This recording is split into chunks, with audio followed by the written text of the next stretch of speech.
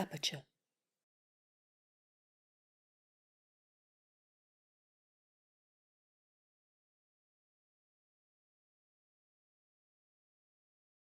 The writer and regular contributor to Aperture, Sara Knelman, in conversation with the artists Alana Fields, Felicity Hammond, and Lissa Rivera. In Utopia, and that's this issue here, in Utopia, artists, photographers, and writers envision a world without prisons, document visionary architecture, honor queer space and creativity, and dream of liberty through spiritual self-expression. This issue features compelling photography by David Benjamin Sherry, Tyler Mitchell, Balarama Heller, and writing by Antoine Sargent, Salamisha Tillett, Olivia Lang, Nicole R. Fleetwood, and Pico Iyer, and many, many others. Together, they all show us that utopia is not a far-fetched scheme, but rather a way of reshaping the future. In the chat, you can find a link to buy the issue at a special discount, or better yet, please consider subscribing to Aperture magazine. Our work truly depends on your support, on the support of our subscribers. We want to continue to put out beautiful, informative, and illuminating issues of Aperture. But in order to do so, we need you. So please do consider a subscription, or if you're already a subscriber, give one to a friend. Valentine's Day is coming right up, and basically there's no better way to show your affection than a subscription to Aperture. Programming for Aperture's Utopia issue is presented in partnership with the London-based fashion brand JW Anderson. I will say I'm currently wearing JW Anderson myself, not one of the deluxe editions, but a piece from their recent collab with Uniqlo, so definitely have my endorsement. Significant support of Aperture magazine is provided by the Kanakia Foundation, and with support by John Stryker and Slobodan Rankovic. Further generous support is provided in part by the New York City Department of Cultural Affairs in partnership with City Council. Aperture Foundation's programs are made possible in part by the New York State Council on the Arts with the support of Governor Andrew M. Cuomo and the New York State Legislature. So tonight we have the great good fortune of being joined by three artists who are fantastic and who are reporting in to us from multiple time zones. It's very exciting. Alana Fields is a mixed media artist whose work investigates and challenges representations of Black queer identity and history through the lens of photography. Fields is a 2018 Gordon Parks Foundation Scholar, a 2020 Lightwork Artist in Residence, and a 2020 Baxter Street at the Camera Club of New York Workspace resident. She received her MFA in photography from the Pratt Institute and currently lives and works in New York City. Felicity Hammond is an artist and educator based in London. She received an MA in photography from the Royal College of Art in 2014.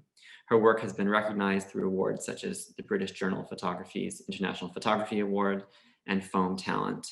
Her recent solo exhibitions include Remains in Development at Kunsthal Extra City in Antwerp and World Capital at the London Gallery, Arbeit. Her artist book called Property was published by SPBH Editions in 2019. And Lissa Rivera is an artist and curator based in New York and California, calling in to us tonight from Wisconsin. Rivera's personal work focuses on the social history of photography and the evolution of identity, sexuality, and gender in relationship to material culture. Rivera is also a curator who strives to include traditionally underrepresented voices, regardless of their formal education or exhibition history. And in that role, her work includes Leonora Feeney, Theater of Desire, 1930 to 1990, as well as projects by Elia Abril, James Bidgood, Mariette Pathy Allen, and Night Fever, New York Disco. Tonight's program is moderated by Sara Knelman. Sara, would you like to join us now? Sara is a curator and writer and the executive director of Two Rivers Gallery in Prince George, Canada. Previously, she worked as the director of Corkin Gallery in Toronto and talks programmer at the Photographers Gallery in London and curator of contemporary art at the Art Gallery of Hamilton, Canada. Knelman recently contributed to the books A World History of Women Photographers and Recent Advancements, Jimmy Limit, published in 2020. She also writes about photography for 1,000 Words, Aperture, Prefix Photo, and Source. Sara is the author of the brilliant essay Feminist Futures, around which we're gathered tonight, a centerpiece of the Utopia issue, and it's also available to read on Aperture online. Michael Famaghetti, the editor of Aperture, commissioned this piece, but it takes a village, and I want to acknowledge our assistant editor, Nicole Champong, for all her work. And a shout out to Hauser and Wirth, who helped us with the art for Lorna Simpson's contribution to this article. We received Lorna's file for the indelible opening image of Sara's article literally 2 hours before trying to print this issue. After many messages and phone calls, and finally an exhortation to say that Sara Knelman is a very important writer and we need this image right now. So with that said, Sara, it's a pleasure to work for you. It's a pleasure to welcome you. I realized tonight that we've been working together for more than 5 years now. And in fact, when I first started at Aperture, one of the first pieces I worked on was your piece about Mieux Vivre, the very special French pharmacy publication. I remember it so many. I can't believe that was 5 years ago. Yeah, Sara, you brought so many great articles, beautiful, lucid writing, and introduced Aperture to so many wonderful, talented artists. So we really thank you, and we're excited that you can be with us tonight. For all of you out there, at the end of tonight's program, we will be taking questions. Please submit your questions in the Q&A box, and we will endeavor to answer them. With that said, Sara, it's a pleasure, and I turn it over to you and to the artists. Thank you so much, Brendan.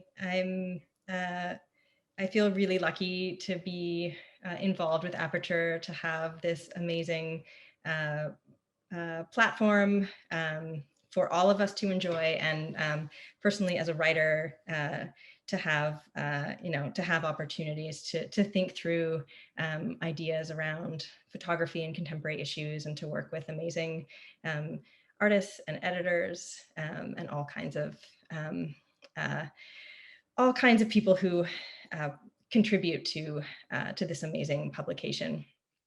I also want to acknowledge today the many lands on which we are all situated. I am grateful to be working and learning on the unceded ancestral lands of the Clay-Lee-Tenay First Nation, also known as Prince George, British Columbia, whose name translates as the people from the confluence of two rivers. As Brendan mentioned, I'm the executive director of the Two Rivers Gallery. I'm a really new member of this community, and I express gratitude in honoring and respecting these beautiful ancestral lands, cultures and people, and also express an openness to continuing to learn and work meaningfully toward reconciliation. As Brendan mentioned, our talk today is of course occasioned by this spectacular issue of Aperture. And as the issue was being thought through, Michael Famaghetti asked me for ideas I might have about feminism and utopia. And as I started thinking about this question, I realized that for me, so many images about reimagining a different future, or a different way of understanding the world and of living in it, took the form or the spirit of collage. And so by way of introduction, I'll make a few very brief propositions about why this might be. And after my introduction, Alana, Lissa, and Felicity will each also take a few minutes to introduce their work to you. And then we'll have a more informal conversation. There will also be lots of time for questions. So please jot down any thoughts or questions you have along the way, and we'll open that up at the end.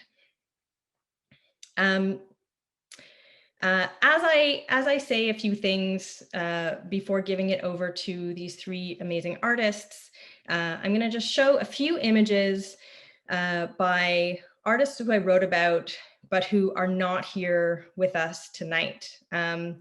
Any act of choosing, of course, and I made choices in writing this essay, is also an act of omission. And so there are many artists whose work has inspired my thinking around these subjects who are absent tonight and from this essay, including the incomparable Lorna Simpson, whose image from Earth and Sky, Brendan was just speaking about, having come in at the very last moment and kind of being the hero of this piece in a way. So collage and feminism are each acts of resistance. And by that, I mean, they exercise skepticism or doubt about any normalized way of understanding a system or a relationship. And they also posit new understandings by regathering familiar elements and generating something strange. The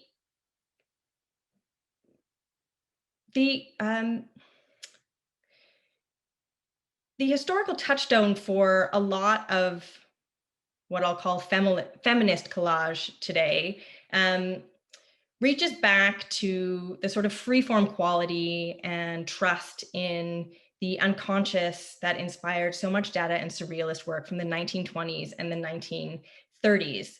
And collage, of course, has a much longer history, and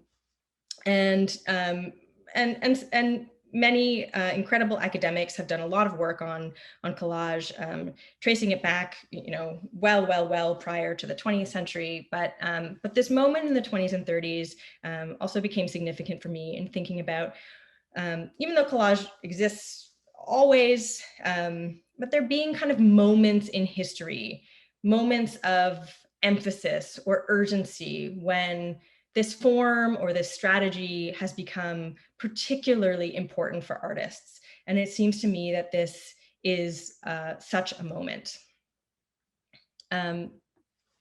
Looking back, figures such as Hannah Hawke, whose work we're looking at right now, as well as Claude Cahun, Dora Maar, Mare Oppenheim, there are so many,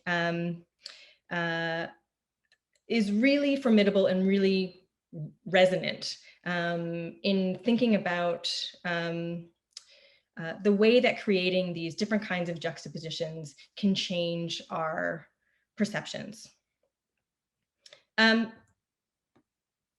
There's also, of course, within collage, a great potential in these reconfigurations to reveal culture itself as a kind of vulnerable thread of associative ideas. So if we think that all of these different elements are woven together, but they're really only held together by our assumptions and our expectations and the way that we ground these things in, say, law, institutions, language, and of course also in images. But images have this amazing capacity because, of course, they can be so much more easily rearranged and their meanings shifted through those rearrangements. And feminism, I think, as well,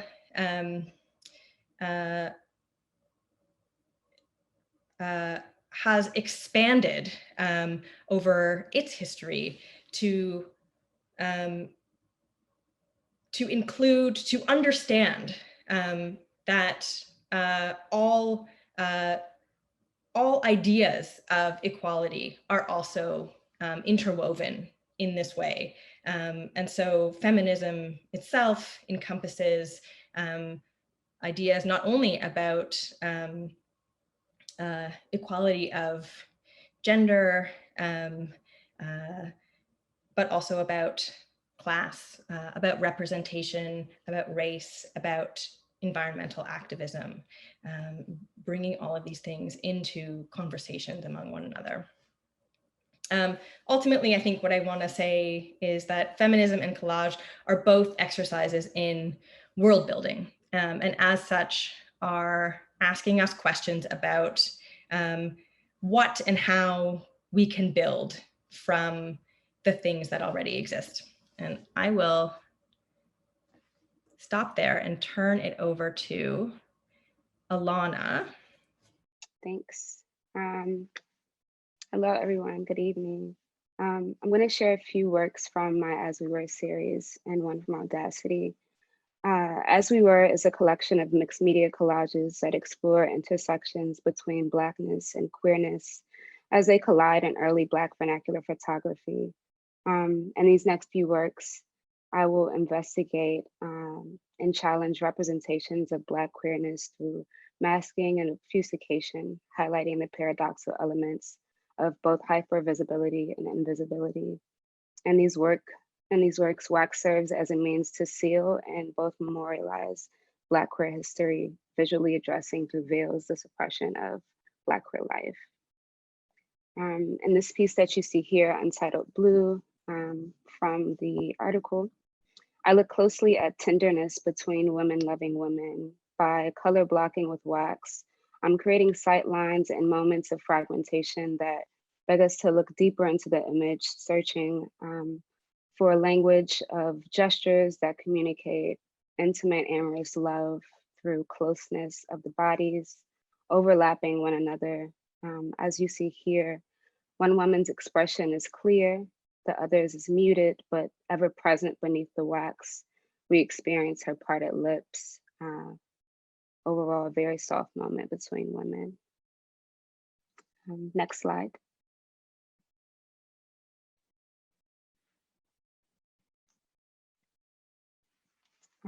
Nonchalantly here explores a similar closeness between women, but even more so contrasted against a male couple.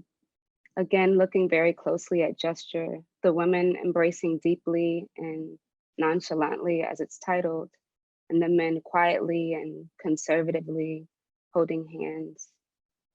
Next slide. As we look deeper into this, you'll see that there are book covers kind of framing these photographs, book covers that allude to the aesthetic of both the Bible and the Black Family album. It was important to me to bring those materials into it to address somewhere where they would not be found, neither in the Bible, neither in the photo album. Next slide. Here, Untitled Gentlewoman, we see a veil again of a mass presenting woman, her parted lips, her collar draped over a blazer, her gaze present but muted nonetheless.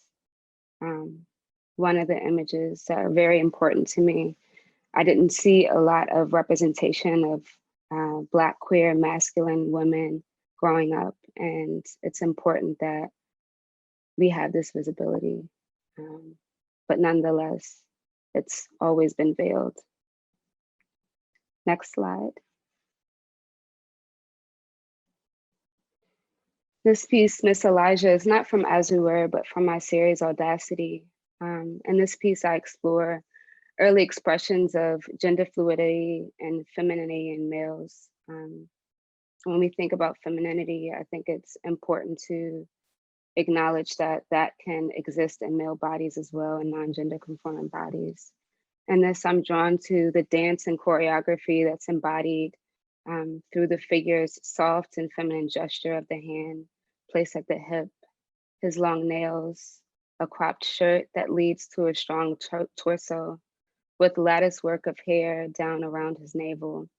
I'm attracted to this audacity of self-expression and aesthetic, stepping outside of the quietude of queerness that's found in the works of As We Were into a more audacious representation of what Black queer aesthetic and expression can and has looked like towards a future of more of this and less of the quietness. Thank you. Hi, my name is Lissa, and thank you, Aperture. Thank you, Sarah, and thank you to the fellow artists participating. Alana, that was a beautiful presentation. So I'm going to go into my project called Dioramas, and they were inspired by Louis Daguerre, who is one of the early inventors of the daguerreotype, which is one of the earliest patented forms of photography. It was patented in 1839, but many people don't know that before the daguerreotype, Daguerre was actually the inventor of this type of theater that was this immersive set design that would surround the viewers as almost a kind of virtual reality. And it was this ultimate artifice, and things would happen like Mount Vesuvius would erupt, weather would change, time would change. So it was pre-cinema, and it was this ultimate artifice. And then later, the daguerreotype is one of the most precise, if not the most precise, medium of photography. And I was really interested in the relationship of that. And let's see, next slide. So one thing about my trajectory in the arts is I've worked in collections as well as like been an active artist myself working with photography. So working in collections and working with vernacular photography for many, many years now, I kind of witnessed the digitization of many archives and the hallucinatory effect of so many images, so many thousands and thousands of images from the past being accessible out of nowhere, and trying to interpret what reality was like to people when all they had was a painting or an engraving. And also kind of like trying to show my experience of just ingesting so many things at once and trying to understand the past and what gender meant, what all of these materials meant out of context in this vast archive of the internet. So another thing that kind of inspired me to do these dioramas is that because I was working so much in museums and in the background, I didn't have much time in daylight to be shooting the way I wanted to. So I started to build these set models where I printed out and colorized different strange and provocative images. And then I would assemble them almost like doll houses and rephotograph them. And I used like very cheap materials and like flashlights to light them. And it was a way for me to keep working as a photographer while I was adapting to how I was going to be an artist and work a full-time job. So this image is called The Decision Room. And it's this very like dark, it's this very dark scene that shows men alone in a room kind of making decisions for the wider public. And you could tell they're of a certain class. And I wanted it to have like a sinister feel to it. Oh, next slide. So this one is called Town Fire. And I found this, this very, I don't know, like provocative image of two men dancing together. And then I found all of these other images and I cut them into layers because I wanted to kind of show how unacceptable it would be for two men to show sexual desire for one another and the kind of fear and anxiety around that, like throughout much of history. And I also just, you know, was going on like pure fantasy and also images that just struck me without needing to know where they are, just kind of looking at showing the experience of taking in so much. Next slide. So this one is called The Cave Room. And in this image, I took this woman's body and put Voltaire's death mask over her face. And it's in this room, and I montaged an engraving of the Elephanta caves in Mumbai. And these caves kind of, I wanted them to like evoke the darkness of like colonialism and these kind of like underground caves that showed like a darkness in society or in history. And then I also found these kind of like survey photos of caves and stalactites and stalagmites. And I layered them over, and then I rephotographed it and lit them by flashlight. So that's why they kind of have these fluorescent colors along with the colorization that I added to the cutouts. Next slide.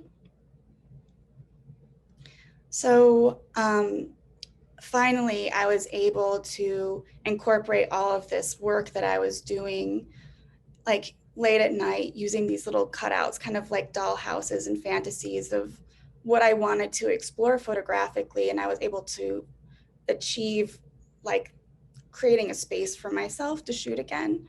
And I started collaborating with my partner, BJ. We've been collaborating for a long time. But we actually met in the museum where I was like working in these archives. And we started this project called Beautiful Boy together.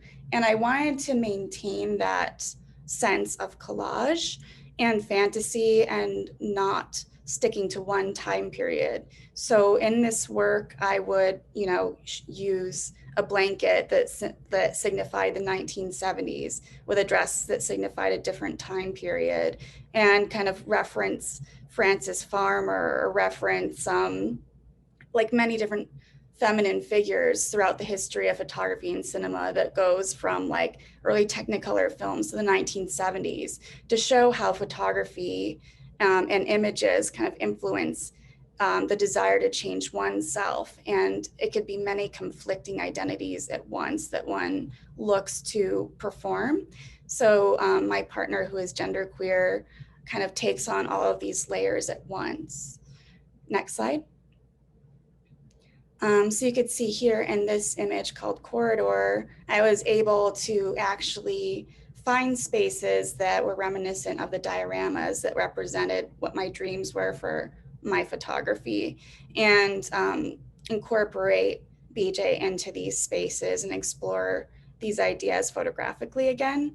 So I think it's really great that the dioramas are shown here, because they were like process work for me for such a long time, in which I wasn't sure if I would ever be able to, do photography again. And then I was able to, and I was able to still build on these ideas in these little fantasy spaces in my bedroom.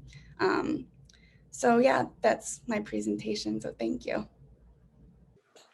Great, thanks so much for those presentations. It's great to hear and to learn more about your work. And thanks so much for having me. My name is Felicity, and I'm going to share. I think I have 4 images, and it's really a bit of a chronology. I guess in terms of how collage sort of entered my practice and how it's how it's evolved over the last few years. So this work is called Restore to Factory Settings. It really began as an exploration of trying to access or trying to sort of find a sort of landscape that was hidden. So at one point I was sort of trying to document the area of London where my father and grandfather used to work in factories. It was an area of East London that has since undergone vast urban transformation and regeneration. And when I sort of first went to kind of try and find this building, it was really, there was no trace of it whatsoever. And in its place sort of stood site hoardings and construction hoardings that were sort of hiding these sort of post-industrial spaces. And so for me, it was the hoarding, the site hoarding that it's a place where images can be pasted and images can be held. And that started to become the material that I was both referring in my practice, but also became a sort of point of departure for sort of developing a methodology through collage as well. So Restore to Factory Settings is this work is made up of really hundreds of images taken over, I think, really a period of a couple of years, sort of really trying to understand the changes that happened in the landscape at that point in the city.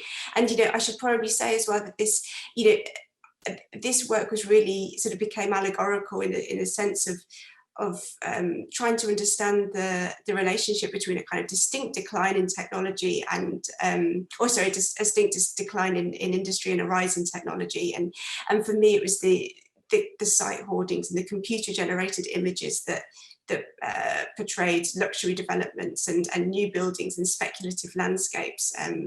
That it was that tension that became interesting in the work. Maybe I could go to the next slide, please. So perhaps what was missing in Restore to factory settings and these images that I'm talking about, the images that take place on kind of construction hoardings, I started to refer to more in this work, which came a year later. It's called Capital Growth.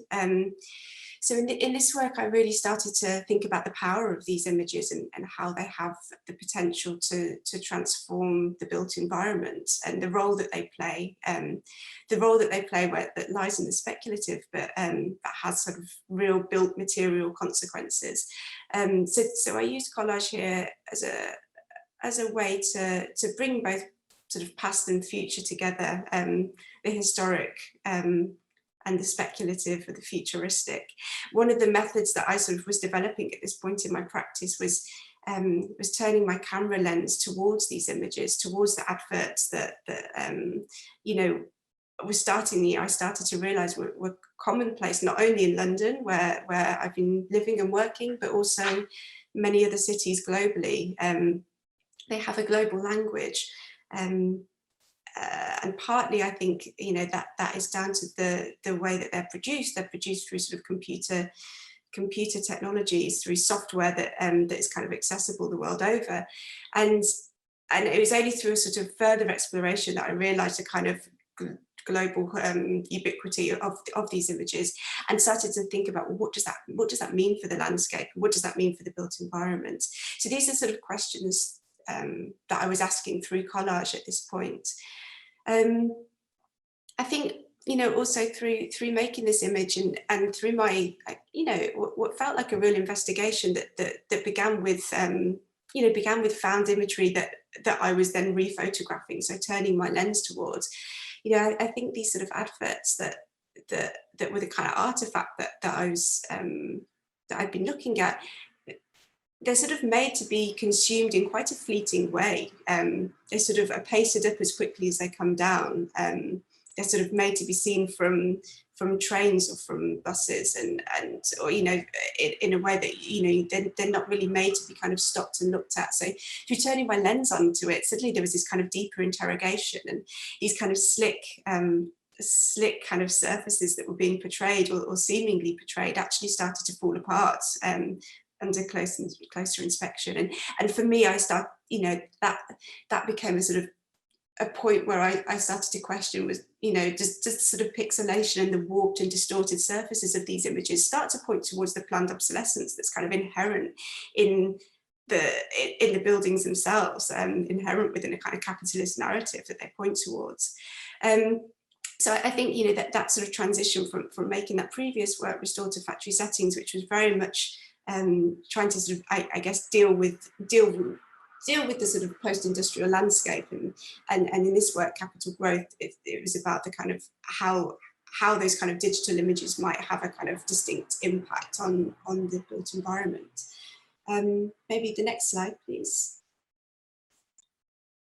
And again, these kind of methodologies carried forward in this work, which is called post-production, which is the collage that features in the magazine and that Sara so brilliantly writes about. And this was it was originally commissioned by Contact Festival in Toronto, and it was housed or exhibited on a sort of on the side of an ex-industrial building, but in an area of Toronto where you know, condo development seemed to be at this kind of, you know, all-time high potentially. There's sort of glass skyscrapers sort of that seemed to be growing from these sort of ex-industrial buildings. And I think it was really interesting working in Toronto at this point, sort of comparing it to the way that I've been exploring the built environment, particularly in the UK, and where a lot of the industrial buildings and the factory that you know, I'd originally been searching for had been flattened,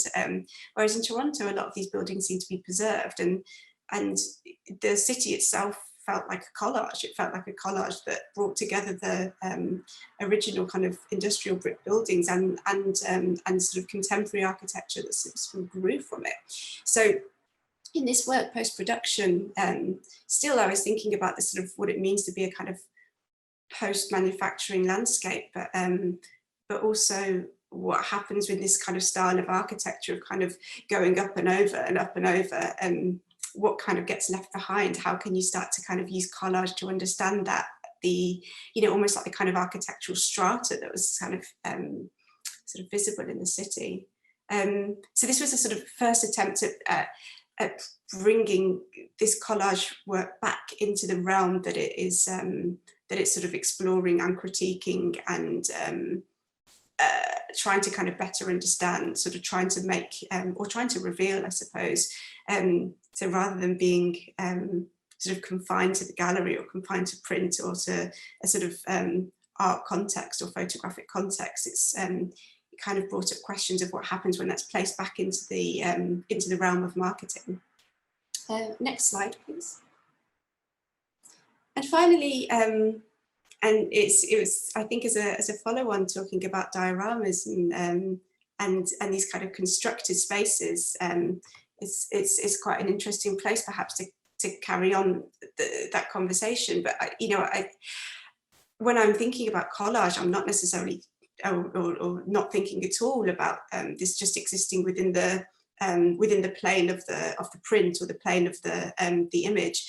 And again, I think I sort of said that I started to think of the city as a collage of something that is continually in process somehow. And the collage itself is made up of fragments like the city. And one of the things that I was thinking about in, I guess, when constructing the work is also what happens when these images, the sort of speculative digital images, become the surfaces that they're referring to. The buildings become the trace of the image, the objects become the traces rather than the images. So this is a large-scale installation that I made that's sort of made up of photographic surfaces. So for context, you could kind of walk through this space, sort of human-sized, life-size, and it's again kind of thinking about sight and the relationship between photography, collage, and sight. This was sited back into a sort of luxury development context in a sort of project space that found itself sort of within a kind of very new neighbourhood in London. Sort of imagining its future potentials, imagining its future ruin as well. So I think perhaps I'll leave it there, and I look forward to chatting some more.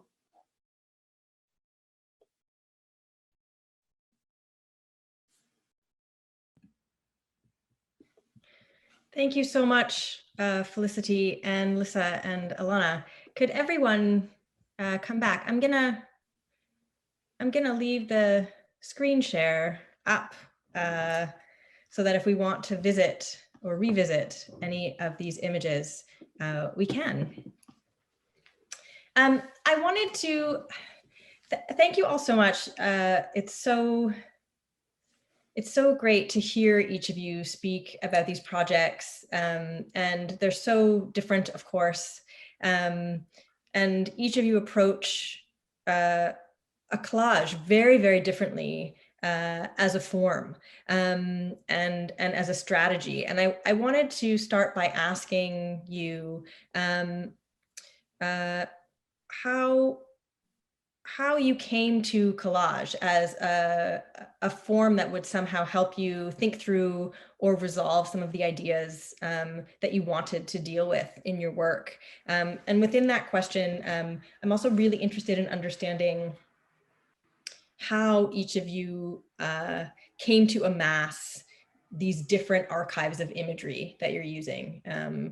I think all of these different pieces become, for each of you, a kind of visual language. And I'm wondering how, how those languages came to be.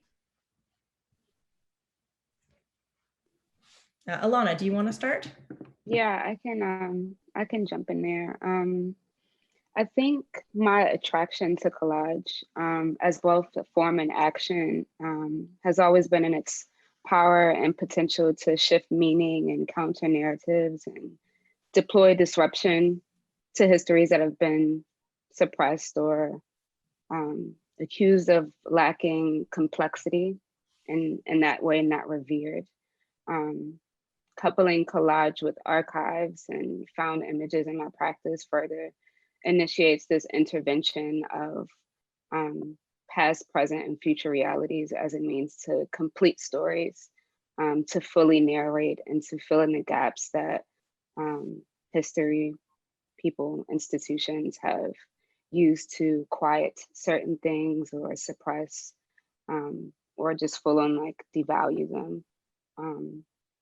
So I think that was my entry point to wanting to work with collage and finding usefulness in those powers that I just spoke of. Can you speak a little bit about how you found some of these images? I think it's extraordinary, you know, you're working with this idea that in a way, these images aren't there, right? That there's an absence of these images. So how do you go about an absence of representation? How do you go about, and you weren't making them, you were actually finding them, right? It's a commitment to kind of scouring a kind of material culture. So how did you find them?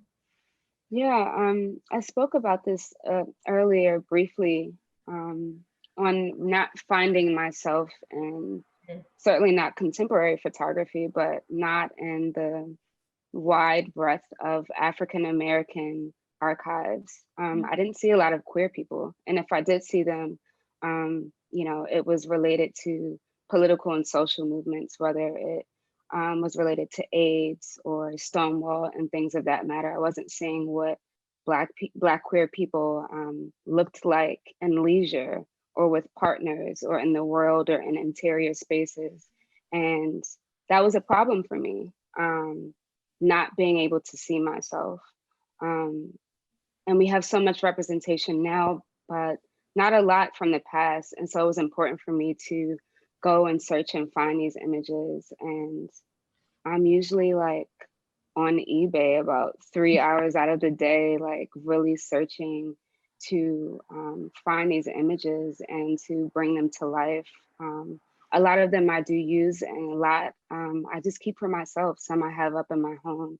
And it's really important to be able to reference things. You know, when you think about having family photos up in your home, it's of your family members and people that you know. And it's important for me to have ancestors that I don't know, that I haven't been able to have access to around me, surrounding me, and interacting with their memory in that regard, both personally and in my work.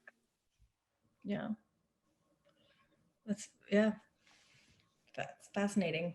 And I think we all feel so grateful that you went looking for these images and found a way to show them to us in this beautiful way. Lissa, I know, I mean, you came to collage in such a different way because it came in a way through your work in a different kind of realm, working with collections, digitizing, right? So you were kind of given an archive that you didn't ask for in a way or seek out, but then you kind of made it your own. Yeah, so these were sourced from many different archives, but they were created quite a while ago now. And it was right when museums were having this push to release images. And it was right when, you know, Creative Commons was making it so you can download high-res imagery and you could actually get 300 DPI images from collections all over the world. And I was really interested in like if I could make a photographic representation of imagery that was pre-photography, to try and imagine what these spaces were like cognitively, in terms of people looking at things and imagining spaces beyond their own and identities and etc. And just like when all of these images were released, I'm sure many people felt like it was very hallucinatory. There was just these immense volumes of imagery. And I feel like this is also shown as well in social media and our image culture as a whole. So it was a way for me to kind of piece it together and also to show my, I'm very influenced by surrealism, by Toyen and Claude Cahun and Max Ernst. And also in this period of the 1930s especially, were artists like Leonora Feeney or even like the photographer Cecil Beaton, they were involved in set design and they were involved in many different aspects of culture beyond photography. So it was a way for me as well to kind of find myself as someone who is working in the arts, but from many different angles. And yeah, it was just a way to kind of like fantasize about what I wanted and what I imagined when it felt so far away and all I had was, you know, the night. And you can go on all night. Like I've been on like with Alana all night on eBay, and that was something I could do. And that was like a space. And not everyone has the luxury of time. So that was like very, very important to me at that time as like a process. I think something it's obvious to say in a way, but that that I find central in a way to all of your work is the way the role of digital culture, the role of the internet in kind of allowing access to so much of this material, but also the importance of the materiality of the works themselves in so many ways. Alana, and these kind of these layers of different materials that you're imposing, and in Lissa, in, you know, these theatrical constructions you're making. I should say I've never seen one, and I would really love to see one of the actual dioramas one time. And Felicity, of course, you're moving back and forth all the time between kind of digital imagery and then creating these very, very physical material installations as well. Felicity, you said something that I think also pertains to everybody's work, which is that you're creating in some way these speculative landscapes. And I wonder if you can say something more about I don't know what you're speculating. And I think that the very word speculative, it's not a prediction. It's it's subject to change, and again, it's like when we think about the collage and we think about the unfinished and the fragment, there is this sort of there is this sense of potential. There's a potentiality, and I think that's perhaps why I'm quite drawn to the word speculative to describe both the works that I'm making, but also the source material. You know, the images that are the artifact at the center of my work. It's essentially it's marketing material. It's you know, they're images that sort of just like proliferate global capitalism, and they're so ubiquitous, and but they are speculative, and I think of, you know, and I say that because they're not. You know, there's a good chance they're not their built counterpart, or the built counterpart to the image isn't going to sort of match up to isn't going to match up to the promises made by the image. So there's this sort of idea of speculation of maybe there's some kind of skepticism built into the term or something. I mean, I think we're all we all know what you're talking about when you speak of this global language of, you know, these this industrial or post-industrial digital imagery of future ways of living, you know, as conceived by developers, you know, or always passing these kinds of projected communities on billboards and construction hoarding. And in a way, that imagery, and in a way, I think all of your works, and I mean everyone on this panel, has that kind of ambiguity built in as well. And I wonder if everyone wanted to speak about that. And by ambiguity, I mean, there's a real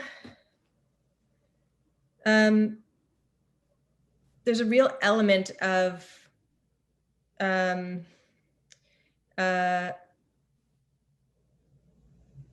a future that is that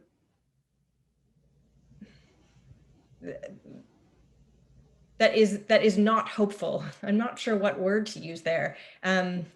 It's not quite despairing. I don't find any of your works despairing, but there's a threat of potentially building something that won't be sustainable, that won't serve us. And all of your works, I think, kind of sit on this interesting line where you know, we risk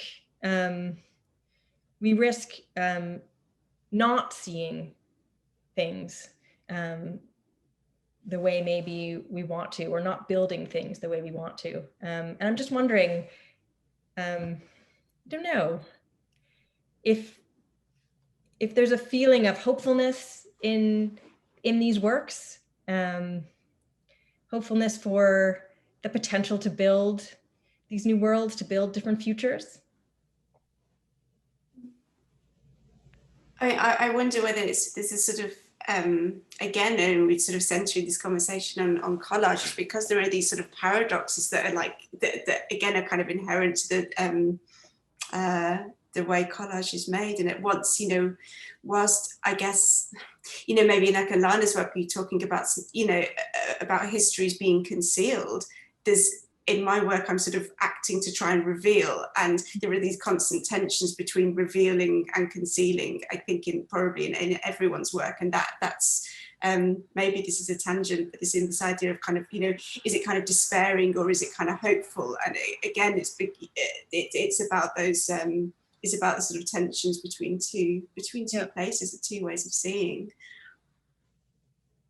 Yeah, I agree. I think the hopefulness, and just speaking about my work in particular, is looking at the past to understand where we are presently, and using that to inform how we move now and for the future. I think that the past in a lot of ways is very painful. The present is also still painful, but if we don't investigate and relook at and look deeper and recontextualize those experiences and those truths, we won't, that is where the despair will be. That is where the hopefulness will be, and not considering those things and not using them as tools to move forward. That's so well said, Alana. Thank you. I feel that very powerfully. I feel that very powerfully all the time these days, truly. Yeah. Hey, Sarah, I'm just jumping in here to help you out with the Q&A because I realized you might not be able to see the Q&A box. Oh, you're right. I can't, Brendan. Thank you. Sorry. No, I wanted to start, so forgive me for intruding, but it's not at all. To serve the audience who are contributing questions. So we have a question from the audience here. As 2020 and 2021 have slipped closer to a dystopian state of affairs, have any of your relationships to collage shifted or become more urgent? Or to extrapolate a little bit, has your reading of your work changed at all? The way you read your own work and think about your work? Or if you have any reflections on seeing your work within the pages of an issue called Utopia, I'm curious about that too, and what it was like to see your work through that lens. I don't think that the sort of current moment has necessarily made me readdress what previous work has meant, but it's certainly stopped me in my tracks completely in what I'm making, and making me question kind of every decision through this contemporary moment. And I think it's quite, I think any practitioner now is probably doing that. I suppose the sort of, again, the kind of, you know, I've talked about the kind of weight of capitalism in my work is something that I'm investigating. Like it sort of weighs even more heavy right now, where I'm sort of at a moment where the sort of gap between rich and poor is sort of, you know, is becoming wider and wider. And yeah, I sort of can't help but kind of reflect on the moment in thinking about future work, but it's also put me at a kind of a point where I feel like I need to take a step back. Yeah, I can't say that this current moment or past year has changed my interaction with my work with archives or collage. I think that what we've experienced and are experiencing is more of the same. I don't think it's anything new, which is troubling. But for me, it's pushed me further into my archive. It's further energized me to continue to work in the way in which I do, and to create visibility wherever I can, as it relates to Black archives. So yeah, it's, I won't say that I'm experiencing this moment of great pause where I'm like, oh my God, what's happening? You know, because it's been happening. Yeah, I feel like when I made this work, it was really surprising to me. I was so fascinated by Daguerre himself, and that he was involved with this early like virtual reality technology, this early, you know, almost, it's pre-cinema, but almost post-cinema. It was so incredible that he was involved in both fields. And I guess there is a sense, there's like an ominous element that I felt like by making these sets, these kind of theaters of violence or theaters of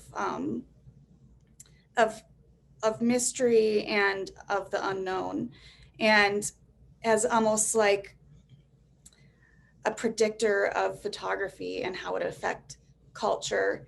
And now we're all kind of like sitting at home, just like scrolling and living so virtually, living like looking at us all today as just on screens, and ingesting so many images all the time, and needing to build our world through images instead of in real life.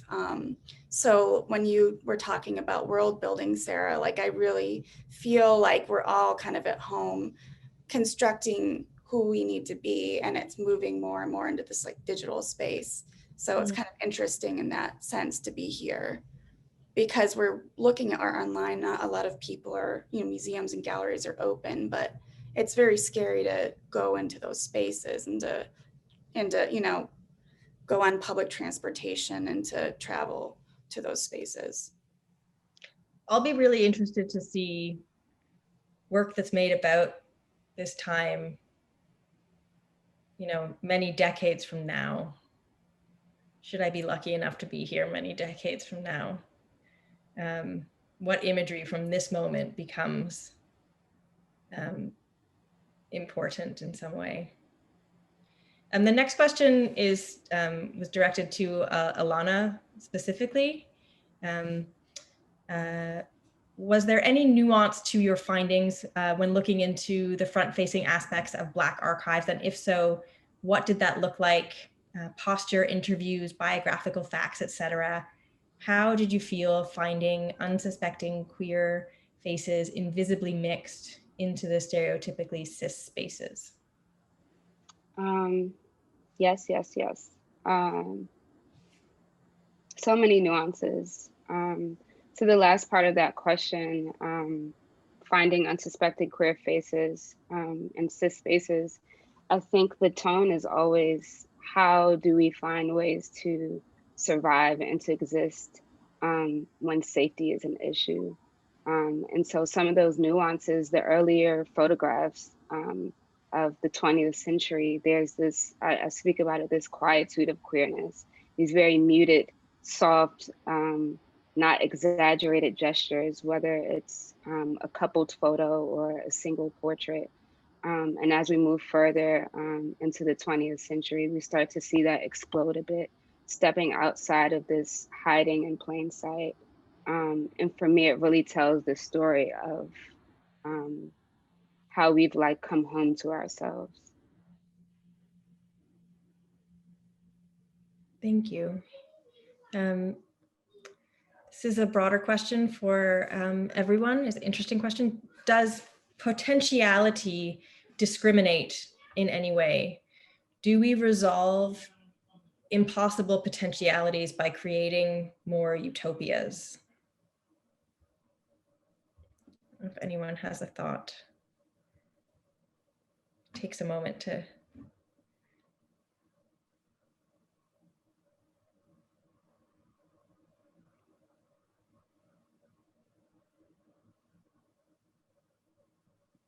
Well, maybe we should take the next one, Sarah? Yeah, we can come back to that one. I am inspired by your work and this talk, considering the ways you work with the vernacular. What is the ideal archive or time capsule or context for your work? Do you want the work to enter back into communicative context, i.e. non-white cube? I'm not sure if that's directed to anybody in particular. I think that, you know, there's no specific archive that's the ideal archive. I mean, I think that, you know, access to material, or, you know, like for Alana, like access to rich vernacular material, like through going to flea markets or eBay or all that time, like access to that. Much of it's been collected, much of it's very sought after. Or Felicity, or when I was working in Collage more, institutions making these things available, materials being available. And for me personally, I guess more with Beautiful Boy, I wanted it to be reintroduced back into culture. And that was the objective of that work, was to create images that would kind of slip, like create images that were radical, that would like slip back into the media somehow and become normalized again, but have like secretly like subversive messages within the guise of more acceptable iconography. Yeah, I mean, I think also in doing so, then that collage, you know, the idea of this sort of collage existing outside of the frame is becomes really pertinent. And that third image that I showed is I should have probably showed the install shot of it, but you know, it was this kind of enormous, like 10 by 10 meter collage work that was sort of situated, you know, within the landscape of which the images were sort of taken from. So there was, you know, you suddenly the sort of the material surfaces and the image surfaces kind of meet each other, and that, yeah, that collage sort of continues and seeps out of the frame. And I think that that's really important, especially when you're sort of dealing with these ideas of kind of subversive messages, or somehow infiltrating, or using collage to infiltrate. It's it becomes more powerful in that way, I think. Yeah, on an ideal archive, I think what's ideal, again, like you said, is access. A lot of these photographs are collected and particularly priced very high when they're rare. A lot of the photographs that I find that are of women couples, Black women couples, are thousands of dollars. And then you start to think about how they're becoming these commodities, and they're priced for their rarity, and there is no intention behind having them be able to be available for people to see, for them to interact, for them to experience, but for them to go into a plastic sleeve and into someone's collection, never to be seen again, and that's going to be sold. And for me, you know, that's a problem. I think that these photos need to be seen in very varied spaces and interacted with, not just coveted, but studied and learned and looked at and disseminated in various ways. So for me, it's not so much the ideal archive, but like, what is the best way for us to handle and preserve and bring more access to archives. Well, thank you all so much. I think that's a nice place to leave it tonight. Alana, I was inspired and moved by what you said, that the works that you make have something to do with ancestors you don't know and kind of interacting with their memory. And I hope we all have the chance to interact with your work in person. So much about collage is the physical object and the experience. And your work is amazing at various different scales, all of them, whether it's future capitalism or Louis Daguerre's theaters. And I really look forward to the day when we can meet in person and see your work in the gallery and in invented installations. So Sara, it's always a pleasure working with you, seeing you from afar.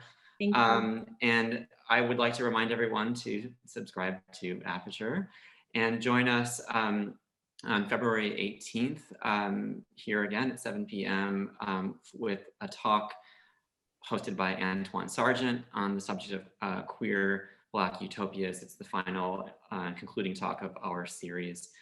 Thank you again so much, all of you. It's been a real pleasure, and I hope you stay safe and have a good night. Thank you, Sara. Thank you, Thank Brendan. you.